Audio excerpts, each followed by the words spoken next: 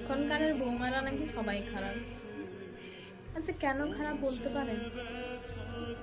সবার বাড়িতে নাকি বলে যে সবার, যদিও কথাটা বলছি না, সরি আমারই ভুল, প্রায় 90% মানুষই বলেন যে আমার বাড়ির বৌমা খারাপ, সে বলে আমার বাড়ির বৌমা খারাপ।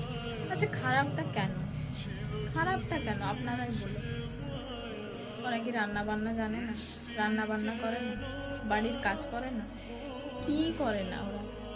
সকাল থেকে উঠে রান্না বান্না কাপড় কাচা সব কিছু, যে বউয়ের একটা কাজ করতে হয় সমস্ত কিছুটাই করে, তবুও বাড়ির বৌমারা খারাপ।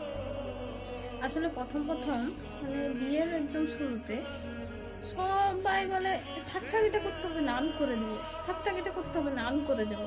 আচ্ছা, মাথায় কারা ওঠায়? আমরা নিজেরা উঠি? আমরা তো উঠি না, বাড়ির লোকেরা ওঠায়। তারপরে একটু তো কষ্ট হবেই যখন আপনি ঘুরে আবার কাজটা শুরু করবেন। তাহলে একটা বৌমাকে যদি শুরু থেকেই তাকে কাজ করতে দেওয়া হয়, তাহলে পরে আর তার কোনো অসুবিধা হয় না। তাকে তো সারা জীবন ওই কাজগুলোই করতে হবে। তাহলে শুরু থেকে করতে দিতে কি অসুবিধা? আমি প্রত্যেক বাড়ির কথা বলছি না। হ্যাঁ, অনেক বাড়িতেই আছে তার শাশুড়ি মা বৌমারা সবাই মিলেমিশে থাকে, তাদেরকে বলছি ওইভাবেই থাকবেন। একটা মেয়ের যে কষ্ট বোঝেন এটাই অনেক।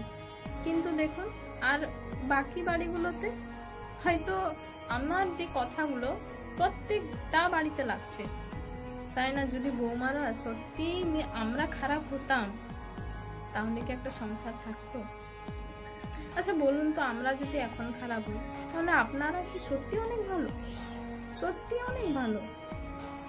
যদি ভালো হতেন তাহলে কখনোই বলতেন না যে বৌমা আমার খারাপ।